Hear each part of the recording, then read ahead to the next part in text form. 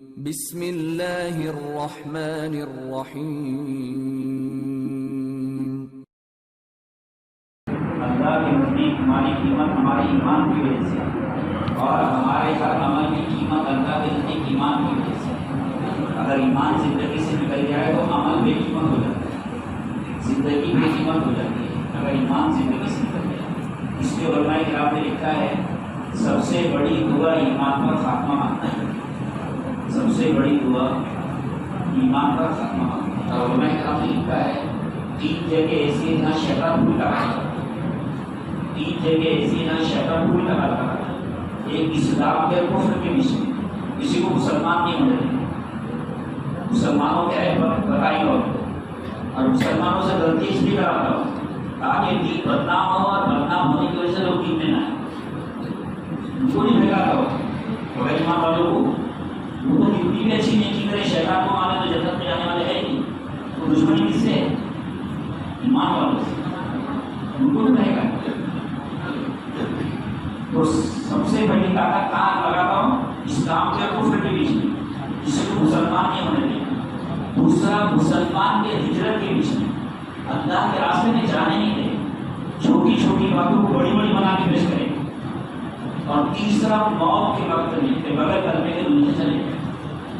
یہ 3 جگہ ایسی ہے جہاں شیطان پوری طاقت ہے۔ تو سب سے بڑی دعا ایمان کا خاتمہ مانگنا ہے اور سب سے بڑی محنت ایمان کی حفاظت ہے۔ اللہ کو بندے بہت پسند ہیں جو اپنے ایمان کی حفاظت کرتے ہیں، اللہ کو بندے بہت پسند ہیں جو اپنے ایمان کی حفاظت کرتے ہیں۔ اس لیے اللہ تعالیٰ نے سورہ کہف میں صحابہ کہف کا واقعہ بیان کیا ہے۔ سورہ کہف میں صحابہ کہف کا تذکرہ کیا ہے۔ وہ کوئی نبی نہیں تھے لیکن اس کا تذکرہ اللہ نے ہم کو سنایا ہے کائے کے لیے، یعنی اللہ کو بندوں کے جو عمل پسند آتے ہیں وہ عمل کو اللہ نے قرآن میں بیان کیا۔ جیسے ہمارا بچہ ہے کوئی اچھا کام کرتا ہے تو ہم دوسرے لوگ بولتے ہیں کہ ہمارا بیٹا تو کمپیوٹر ایسا چلاتا ہے، اس کو تو 10ویں میں اتنے نمبر ملے ہیں اور 8ویں میں اتنے نمبر ملے ہیں۔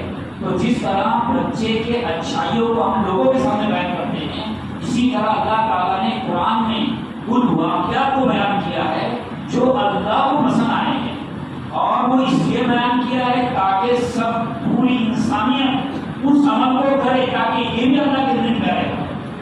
جیسے ہم دیکھتے ہیں نا جن بچوں کو سائنسداں بنانا ہوتا ہے تو ان کو سائنسدانوں کے واقعات بھی سناتے ہیں تاکہ یہ صحیح سائنسداں بنے۔ اسی طرح اللہ تعالیٰ نے قرآن میں نبیوں کے واقعات اس لیے بیان کیے ہیں تاکہ یہ امت نبیوں والا کام کرے۔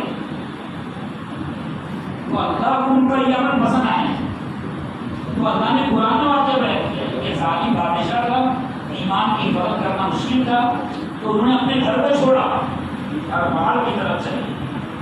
اللہ کو ان کا چلنا اتنا پسند آیا کہ قرآن نے واقعہ بیان کیا، اور ایک ان کے ساتھ گھنٹا چل رہا تھا اس کا بھی تذکرہ اللہ نے قرآن کیا۔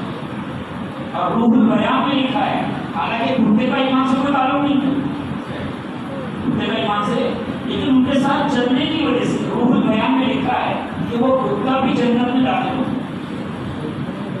تو اللہ کو وہ بندے بہت پسند ہیں جو اپنے ایمان کی حفاظت کرتے ہیں۔ اور وہ جو غار جس میں چھپے تھے نا، وہ غار ہم کبھی ترکی سفر میں تھے، وہ غار ہم نے دیکھے، مطلب پہلے ملک کی شام کا حصہ تھا، تو میں نے دیکھا ہوں کہ سورج جو ہے نا وہ برابر کراس کر کے نکل رہا ہے، سورج کی روشنی اس گھر کے اندر نہیں آتی تاکہ ان کی جسم خراب نہ ہو، تاکہ وہ جاگے نہ۔ تو اللہ کو بندے بہت پسند ہیں جو اپنی ایمان کی حفاظت کرتے ہیں، اور ایمان کی جو حفاظت ہوتی ہے وہ نیکی کرنے سے ہوتی ہے۔ ایمان کی حفاظت نیکی کرنے سے ہوتی ہے، اور ہر گناہ سے ایمان کو خطرہ ہے، ہر گناہ سے ایمان کو خطرہ ہے۔ جس طرح ہر بیماری سے جان کو خطرہ ہوتا ہے، جس طرح ہر ایکسیڈنٹ سے جان کو خطرہ ہوتا ہے، اسی طرح ہر گناہ سے ایمان کو خطرہ ہوتا ہے۔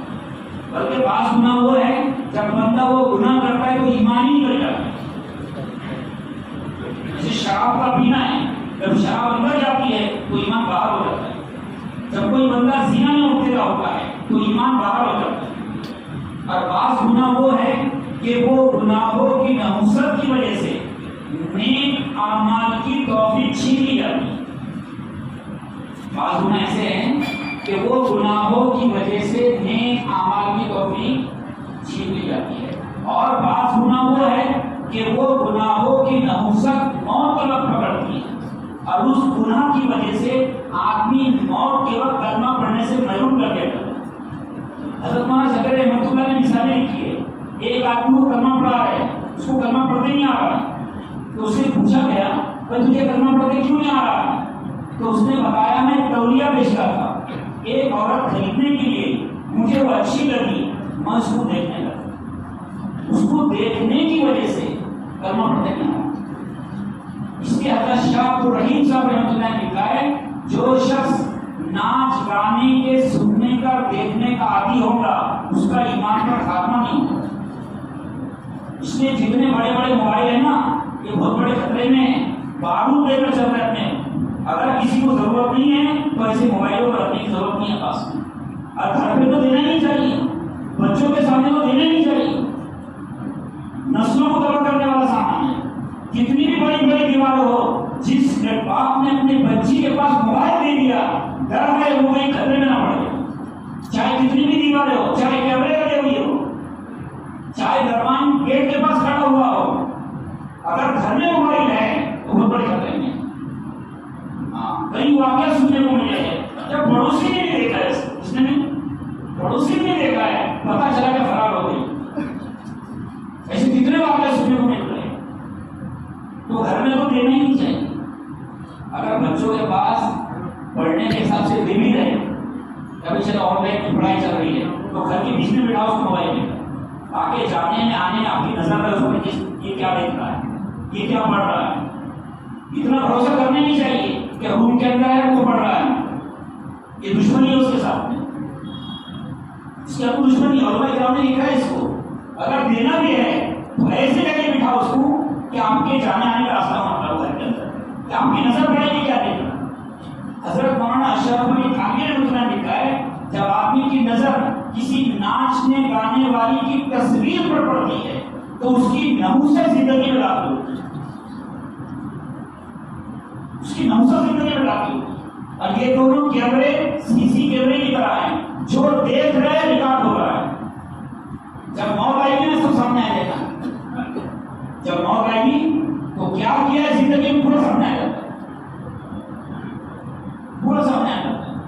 اور اس سے دماغ کی بھول کی بھی بیماری ہوتی ہے. بھول کی بیماری ہوتی ہے ناچ گانے کی دیکھنے کی وجہ سے، اور بہت ساری بیماری ہیں. اس کے حضرت علی رضی اللہ عنہ قول ہے قوت حافظہ کے بڑھانے کے لیے 3 چیزیں فرمایا کرتے تھے حضرت علی رضی اللہ عنہ. قوت حافظہ بڑھانے کے لیے 3 چیزیں ہیں، تلاوت مسواک اور بھوکا رہنا. یہ 3 چیزوں سے قوت حافظہ بڑھتا ہے.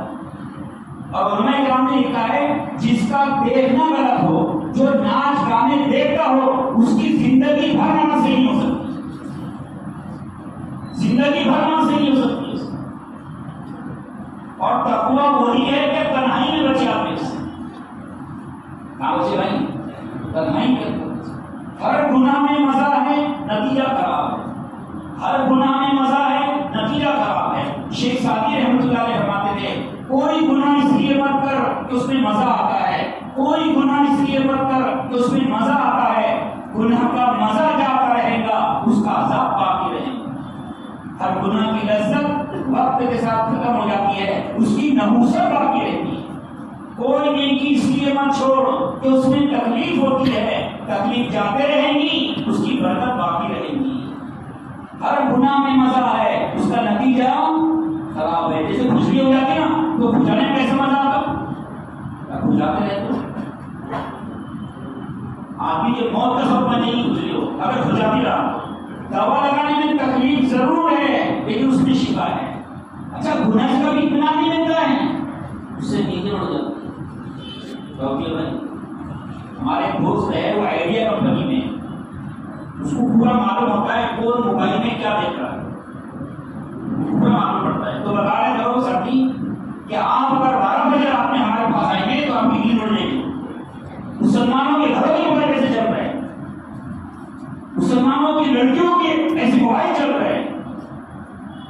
آپ کی نیند اڑی تو بہت زیادہ ڈرنے کی بات ہے، فتنوں کا دور ہے، یعنی اتنی برائیاں ہے کہ 4 مہینے سگریٹ کا بھی اثر نہیں پڑتا ہے. اس کا لوگ بولتے ہیں نا بس 3 دن لگاتے تھے تو زندگی بدل جاتی. کیا ہوتے ہیں اب کیا اس زمانے کے لوگ کام نہیں کر رہے والا کیا ہوتے ہیں نہیں کرنا ہے تو ایسا ہوتے کرنے والوں. اس کی وجہ کیا ہے؟ زندگی تبدیل کیوں نہیں ہو رہی ہے؟ جو برائیوں کے اسباب آج ہے وہ آج سے پہلے نہیں تھے. اس سے پہلے اتنے نہیں تھے. ابھی وہ قدم قدم پر بھٹکنا ہے. جو ہو رہا ہے اللہ کا احسان، یہ اللہ کا احسان ہے. تو میرے محترم دوستو، یہ آنکھیں جو ہے سی سی کیمرے کی طرح، تو ہر گناہ میں مزہ ہے اس کا نتیجہ خراب، ہر منمانی زندگی میں مزہ ہے نتیجہ خراب، نقصان خود ہی کرے گا.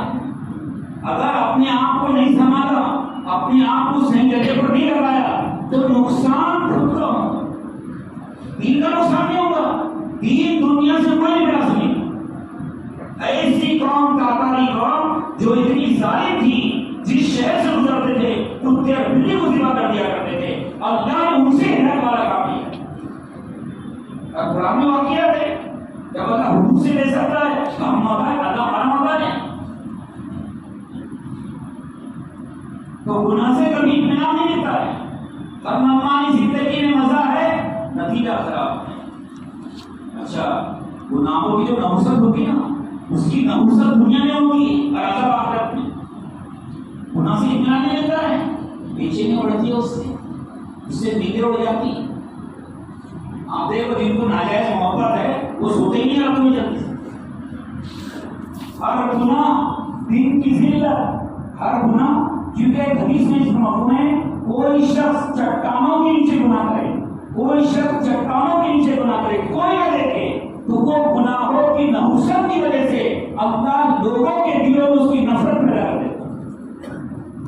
اور حدیث میں اس کا مفہوم ہے کوئی شخص چٹانوں کے نیچے نیکی کرے، کوئی نہ دیکھے تو اس نیکی کی برکت سے اللہ مخلوق کے دلوں میں اس کی محبت پیدا کر دیتا. صحابہ کی صفت بھی دیکھو، اللہ کے نبی صلی اللہ علیہ وسلم فجر کی نماز پڑھا کر مسجد نبی کے باہر نکلے. اللہ کے نبی صلی اللہ علیہ وسلم فجر کی نماز پڑھا کر مسجد نبی کے باہر نکلے تو جنگل کی بھیڑیاں آ گئے اور کیا کہا نبی جی صلی اللہ علیہ وسلم آپ کے جو صحابہ ہے ان کی بکریوں کو کھانے کا ہمارا دل نہیں چاہتا ہے، کیونکہ ان کی بکریاں کھانے کا دل ٹوٹ رہا ہے. دیکھو بھیڑیوں سے محبت کر رہے، بھیڑیوں محبت کر رہے. نبی کی صلی اللہ علیہ وسلم آپ کے جو صحابہ ہے ان کی بکریوں کو کھانے کا ہمارا دل نہیں چاہتا ہے، آپ ایک کام کیجیے ہمارا کوٹھا مقرر کر دیجیے. تو اللہ کے نبی نے صحابہ کو بلوایا اور کہا دیکھو بھیڑیے کہہ رہے ہیں کہ تمہاری بکریوں کو کھانے کو دل نہیں چاہتا ہے، آپ ان کا کوٹھا مقرر کر دو. تو صحابہ نے کہا نبی جی صلی اللہ علیہ وسلم ہم بکریوں کو پالتے ہیں، ان کے پیچھے محنت کرتے ہیں، پھر بھیڑیے کے حوالے کرنے کو ہمارا دل نہیں چاہتا ہے. پھر اللہ کے نبی صلی اللہ علیہ وسلم نے بھیڑیوں سے کہا، صحابہ سے کہا تم اپنی بکریوں کی حفاظت کرو اور بھیڑیوں سے کہا تم اپنی روزی تلاش کیا. تو کوئی آدمی چٹانوں کے نیچے نیکی کرے گا اللہ اس نیکی کی برکت سے مخلوق کے دل میں محبت پیدا کریں گے. تو ہر گناہ دن کی ذلت اور رات کی بے چینی آخرت کا عذاب. ہر گناہ دن کی ذلت اور رات کی بے چینی آخرت کا عذاب. ہر نیکی دن کی عزت رات کا سکون آخرت کی کامیابی. جو نیکی سے جنت بنتی ہے اس نیکی سے اللہ دنیا کو بھی جنت بنا دیتے ہیں، اور جو گناہوں سے جہنم بنتی ہے اس گناہوں کی نحوست سے اللہ دنیا کو بھی جہنم بنا دیتے ہیں. کیونکہ اللہ کا فیصلہ ہے دین نہیں تو دنیا نہیں، دین نہیں تو دنیا نہیں. تاریخ گواہ ہے جس نے دین کو چھوڑا دنیا نے اس کو چھوڑا، جس نے دین کو چھوڑا دنیا نے اس کو چھوڑا. تو بھی کتنی بھی سستی ہو وہ سر میں ہوتی ہے، جوتا کتنا بھی مہنگا ہو وہ پیر میں ہوتا ہے. تو میرے محترم دوستو بعض گناہ وہ ہے کہ وہ گناہوں کی نحوست موت کے وقت پکڑتی ہے اور اس گناہ کی وجہ سے آدمی موت کے وقت کلمہ پڑھنے سے محروم کر دیا جاتا ہے. دوسرا واقعہ حضرت مولانا شجر رحمۃ اللہ نے لکھا ہے ایک آدمی کو کلمہ پڑھا ہے، اس کو کلمہ پڑھتے نہیں آ رہا ہے، کلمہ پڑھا ہے کلمہ پڑھتے نہیں آ رہا ہے. تو اس سے پوچھا گیا کہ تجھے کلمہ پڑھتے کیوں نہیں آ رہا ہے؟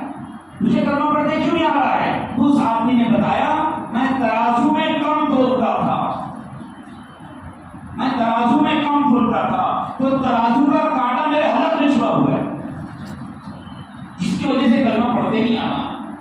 اور حضرت مولانا زکریا رحمۃ اللہ علیہ نے ایمان پر خاتمے کے اسباب بھی لکھے ہیں. اس میں سے یہ سبب لکھا ہے ایمان پر خاتمے کا، اذان کا جو جواب دیتا ہے اس کا ایمان پر خاتمہ ہوتا ہے. ایک دوسرا یہ لکھا ہے آدمی کا اٹھنا بیٹھنا جن لوگوں سے ہوگا، جن لوگوں سے دوستی ہوتی ہے، موت کے وقت ان کے چہرے نظر آتے ہیں. اس لیے مصیبات جماعت میں بیٹھنا، اپنے گھروں میں تعلیم کے حلقوں کو قائم کرنا اور علماء کرام سے محبت کرنا، اللہ والے سے محبت کرنا، ان کے صحبت میں رہنا، یہ ایمان پر خاتمے کا ذریعہ ہے.